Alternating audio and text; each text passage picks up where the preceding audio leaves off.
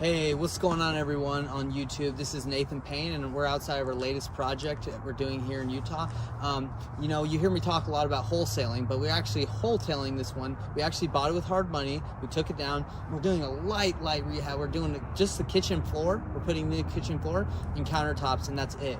We're not doing anything else to the property. So I wanted you guys to tune into this video because today what I'm going to do is show you how actually I got the house under contract, what I did step by step to work with the seller that was here.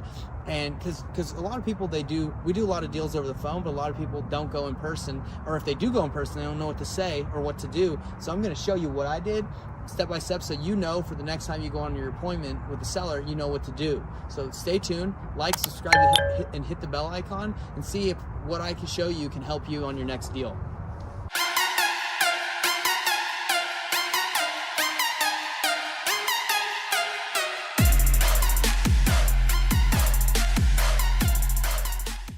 Okay, so in this specific situation, my acquisitions guy who I was training at the time had already met the seller at the house before me. So they were already in, I walked in.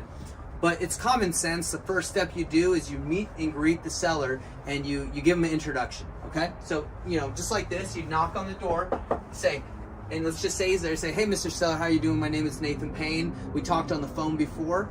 I'm here to kind of take a look at the property, kind of see the condition it's in, see if I can make you an offer that would make sense. And at the end of walking the property and us discussing, if I can make you an offer that you feel comfortable with, I'd like to move forward and buy the house. Does that work for you, Mr. Seller?" And if they're like, "Yeah, that sounds good." So you'd say, "Great, awesome. Let's walk inside." So that's the first step. Let's go inside.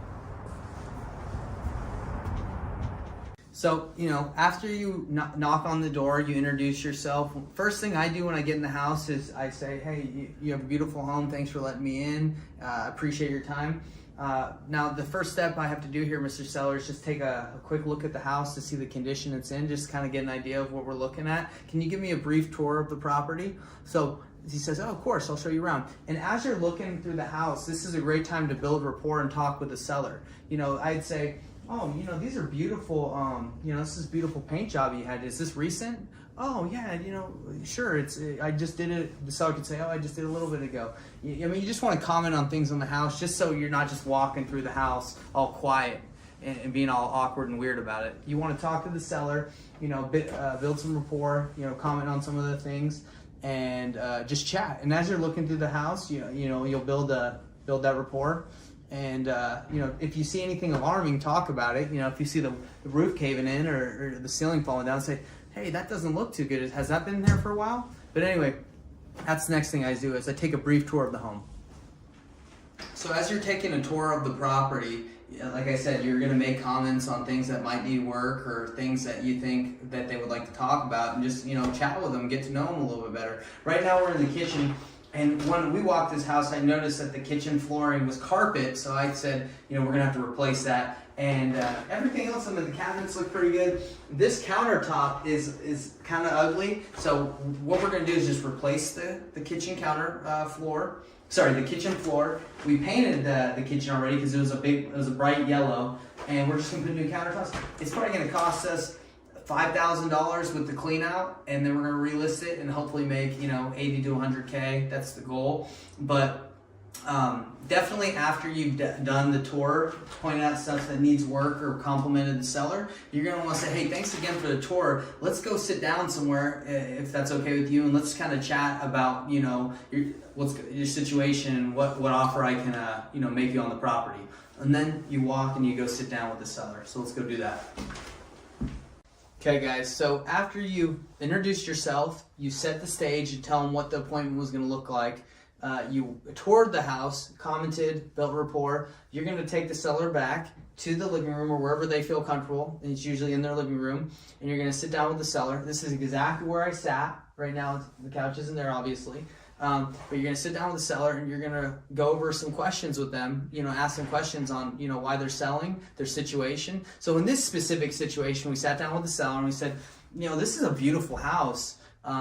Doesn't seem like it needs a lot of work. What's got you interested in selling it?" And specifically, you told us you want to sell it quickly and for cash. You don't want to list it. And the seller said, "Look, I'm moving to Maine. I don't want to have to list it, have all these people walk through my house. I know I know the value of the home, like I know properties are going up, but I just don't want to have to hassle with that. I want to move out of here quick and not have to think about it. So as I sat down with the seller, what I do in my sales approach is I go through options with them. I'm not trying to sell them on why they should sell me the house or convince them to go with the cash offer. I lay out options on, you know, what they can do, and then I let them decide and, you know, X those out. So the first thing I sat down with them, I said, look, again, you know, seller, this is a great house. You know, I know you said you didn't want to list it, but I'm just kind of curious, well, you know, how come this is a great house? You would be able to, you know, list it and it would, you know, probably sell for quite a bit. And he's like, no, I sold with agents in the past, don't want to have to deal with it. So I said, okay, so that's X'd off. Okay. So I said, you know, this house, you know, it's in great shape. It probably just needs a little bit of work. Have you considered just flipping it yourself and just doing the work? And he said, no, I don't want to do any work to it. Like I said, I just want to be out of here. And I say, okay, well, you know, it sounds like if you don't want to list it, you don't want to fix it up yourself, you are looking just for the cash route. Is that kind of what I understand? He's like, yeah, I want to just sell it for cash. And he even said, look, I get calls all the time from some guys like you, and I really, you know, I don't really answer anybody's calls, but you guys called and texted me, and I think you sent me an offer. So, you know, I was intrigued.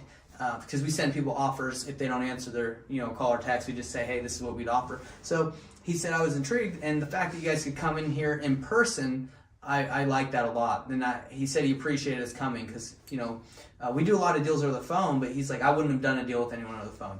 So I said, okay, well, you know, we are cash buyers. You know, we do buy homes, and we'd love to buy this one. What are you looking to get for the house, sir? And he was wanting, you know, a little bit higher than what we had originally offered him, but you know, we were able to, you know, talk about why the price we needed to get, and we were able to come to a negotiate the price. And he's like, look, you know, I don't want to have to worry about this. I retire at the end of the year. So what we did for him is this: when we closed on this deal, it was December.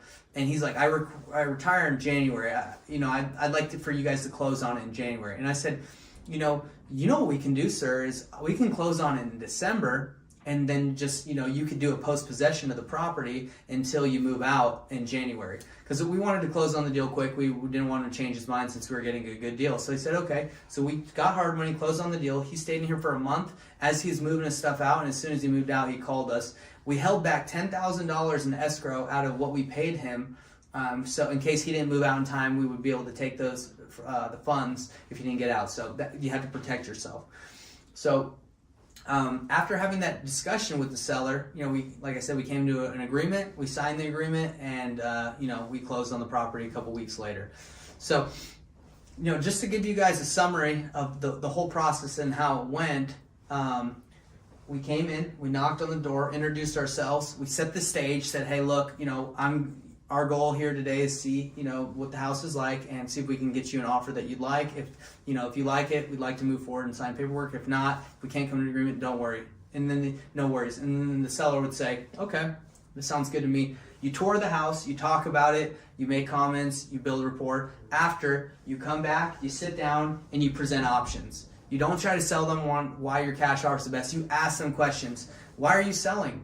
You know, have you thought about listing? Have you thought about fixing up yourself? Why is selling it for cash so appealing to you?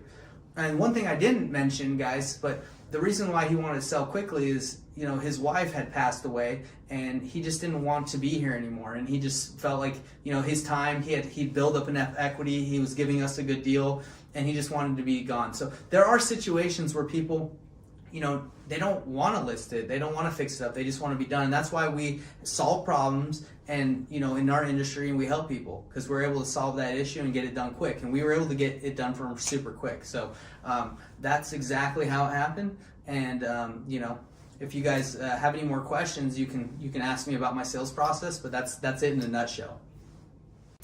All right, guys, thanks for, you know, following me through this. I hope it was helpful, but, you know, to give you a really quick summary of my sales process when I go to a seller's house in person, I introduce myself, I set the stage, let them know what to expect so they're not, you know, questioning what's going to happen, ask them to give me a brief tour of the property, comment on things that need work, or comment on things that I think are cool or that they'd like to talk about to build rapport. After the tour, you sit down with them and you say, hey, now, I'd like to just, go over our options that we have with you to purchase the home.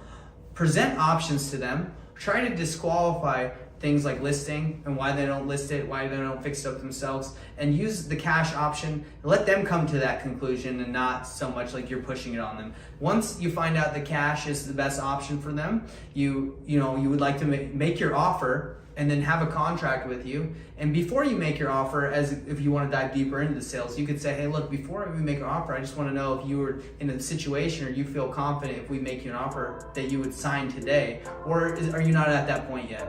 And if they say, you know what, if you say that before making an offer, and they're like, we're really not at that point, we just really want an offer, you can say, look, we can give you a range if that's okay. We'd like to make you a range, but give you a range because if you make a decision in a month or so from now, our offer could change. So, are you looking to make maybe just test my offer with other, run it by other people, or are you just thinking like maybe right now is not the right time to make that decision? And get that information from them before you give their offer. But if they are ready, make your offer. If they're ready, sign the paperwork, and you got a deal. But that's my process and my sales quick overview of how I work with sellers when I go meet them in person. So guys, thanks for tuning in to Investors Thrive Nation. I hope this was helpful. Please like, subscribe, and hit the bell icon for more content like this. And let me help you get more deals as I'm trying to get more deals.